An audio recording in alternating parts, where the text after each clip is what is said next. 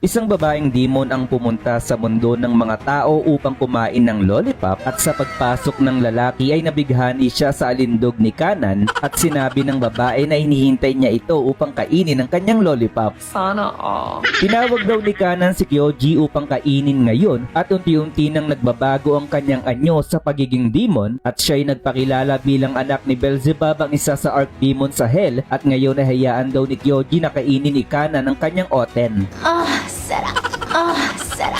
Una ay pipilasin daw nito ang kanyang balat, pagkatapos ay hahawakan niya ito sabay babanatin at kapag handa na siya ay kakainin niya ito ng sariwa, kung kaya't si Kyoji ay nanginig sa kanyang narinig sabay nagpasalamat na labis kinagulat ni Kanan. Ilang buwan ang nakalipas bago ang kasalukuyan ay hindi na nag-e-enjoy si Kanan sa kanyang pagkain, kung kaya't nagpaalam siya sa kanyang ama na pumunta sa mundo ng mga tao dahil hindi niya na malasahan ang pagkain sa kanila. Nais niya daw maganap ng masarap na pagkain at ang kanyang tinutukoy daw ay ang kaluluwa ng mga tao, at sagot ni Beelzebub na ginawa niya ang pagkain ng kaluluwa noong kanyang kabataan, subalit nakalaban niya ang mga angel dahil sa ginawa niya na to. Sagot ni Kanan na wag daw mag-alala ang kanyang ama dahil mag-iingat siya sa kanyang gagawin, kaya naman pumayag na lamang si Beelzebub para sa kanyang anak, pero tanong nito kung may nakasabay na bang kumain si Kanan, pero sagot ni Kanan na mas masarap kumain ng mag-isa dahil ayaw niyang maistorbo. Isang magandang babae, sobrang talino sa klase, sobrang galing sa lahat ng sports, kinagigiliwan ng karamihan at naging student council, kung kaya't pwede natin siyang tawagin bilang Miss Pekpek. Sa kasalukuyan ay sinabi ni Kyoji na isang karangalan para sa kanya na kainin siya ni Kanan dahil pangarap pala niya na makain ng isang cosplayer, kaya naman na-realize ni Kanan na isang manyakol pala ang lalaking ito. Kaya naman unti-unti nang tinatanggal ni Kyoji ang kanyang damit, habang sa isip ni Kanan na magandang pagkakataon ito upang kainin ang kaluluwa ng lalaki habang ginagawa nila ang plok-plokan, pero naalala niya din na wala pala siyang karanasan. Ngayon ay simulan na raw nila ang bakbakan, wika ni Kyoji, habang si Kanan ay natataranta sa mga sandaling ito at tanong ni Kyoji kung hindi ba siya gusto ng babae, at dito ay napaisip si Kanan dahil wala pa siyang nagugustuhan na iba kahit 1000 taon na siyang nabubuhay, at nang tignan niya ang katawan at face ni Kyoji ay nabasa ang kanyang kwek-kwek. Gustong gusto daw siya ni Kyoji, samantalang hindi naman alam ni Kanan ang kanyang gagawin, hanggang sa maisipan na ni Kyoji na magdamit dahil ayaw niyang makapanakit ng iba, pero bigla nitong sinabi na maaari daw ba siyang tulungan ni Kanan gamit ang kanyang bibig, pero sobrang tumanggi ang babaeng demon at pahirit pa muli ni Kyoji na pwede na sa kanya ang kamay, kung kaya't nasagot na lamang ni Kanan na isang manyakol talaga ang gago. Grabe, sobrang nakakatawa talaga ang anime na ito dahil sa pagiging agresibo ni Kyoji, habang si Kanan naman ay napaka-inosente pa sa mga ganong klaseng bagay. Kaya naman panoorin mo na ang Mistress Kanan is Devilishly Easy na may 10 episodes na sa Bilibili, at nasa comment section ang link para sa mas madali mo itong mapanood. And this is the end of our anime recap for this day. Goodbye, manyakol!